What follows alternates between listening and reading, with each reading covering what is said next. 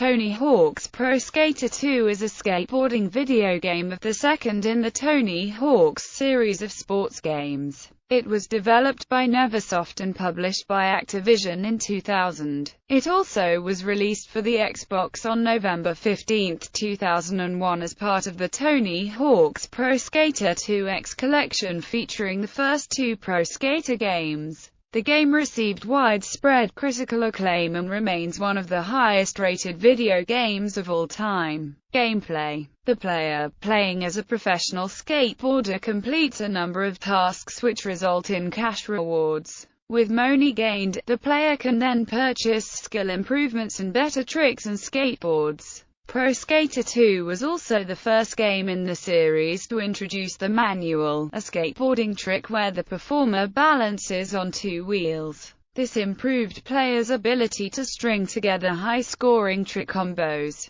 Many new tricks were introduced for the first time, as was the option to edit the combinations for tricks. It was also the first of the Pro Skater games to feature Creator Skater and Park Editor features, now staples in the series. 3 new professional skaters were introduced to the series on this game: Steve Caballero, Rodney Mullen, and Eric Costin. Most of the levels in Pro Skater 2 are designed for the player to complete 10 tasks in a 2-minute time limit. Such tasks include finding the 5 letters of the word skate, finding 5 of an object specific to the level, 3 tasks related to the score, a particular grind, and finding a hidden tape somewhere in the level. Cash is also scattered around the levels in order for players to find, with a bonus once the level is fully cleared. Once a player has enough cash, they can continue on to a new level. The maximum amount of money that can be obtained in a single skater career is $150,000.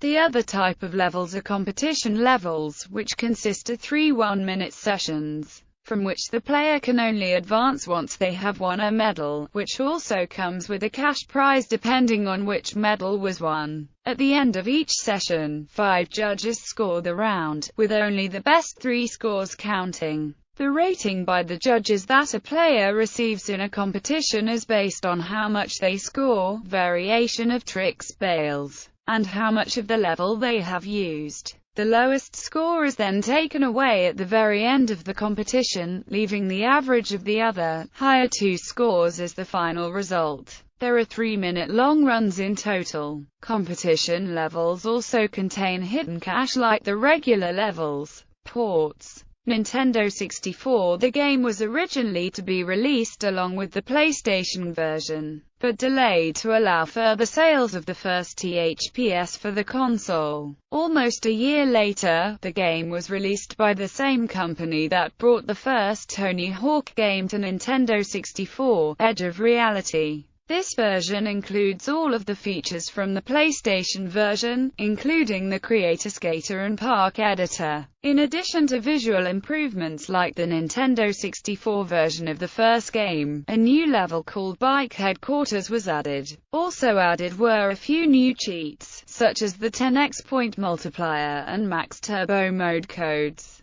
The number of songs was reduced to 6 and portions of each one were cut for appropriateness. Pro Skater 2X. Tony Hawk's Pro Skater 2X was released on November 15, 2001 as a launch title for Microsoft's Xbox. The game is an enhanced port of Pro Skater and Pro Skater 2, and includes 5 new levels, a 4-player split-screen and LAN multiplayer feature, and the ability to make female characters in Creator Skater mode. Other new features include redesigned menus and the addition of visible balance meter that appears while grinding, which is absent in the previous versions. Windows Mobile. Austin-based Aspyr Media ported the game to Windows Mobile professional devices in 2006. The game offered hardware acceleration for some Dell Axon devices. iOS. Through his Twitter account, Tony Hawk announced a port of Pro Skater 2 for iOS.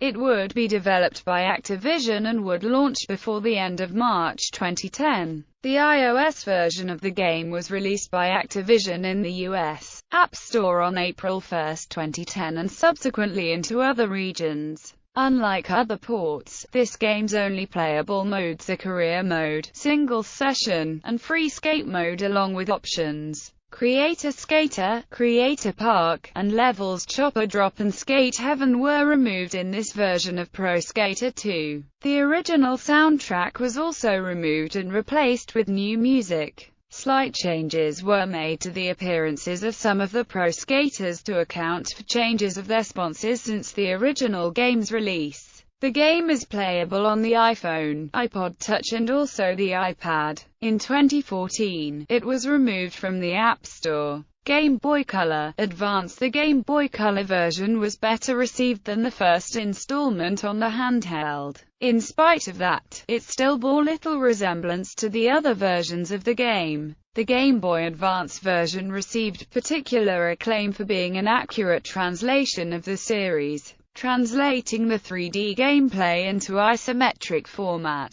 PC-8 port of the game, based on the PS1 version, was also released for Windows on October 24, 2000. Soundtrack. The following songs are from the original North American PlayStation release. Other versions may vary. Reception. Pro Skater 2 was met with critical acclaim and commercial success, greatly surpassing its predecessor. According to Gamer Rankings, as of October 2013, it is one of the highest-rated video games of all time and one of the highest-ranking video games of fifth generation for PlayStation, holding the score of 94.75%. It also holds a score of 98, making it one of the highest-rated video games of all time across all consoles and platforms, on Metacritic. Ranked second behind The Legend of Zelda: Ocarina of Time. The PlayStation version of the game received a score of 10 out of 10 from the magazine Game Informer, while the versions for other consoles received lower scores. In Japan, Famitsu magazine scored the Game Boy Advance version of the game a 33 out of 40. In the final issue of the official UK PlayStation magazine, the game was chosen as the 7th best game of all time. Game Informer named it the 4th best game ever made in 2001.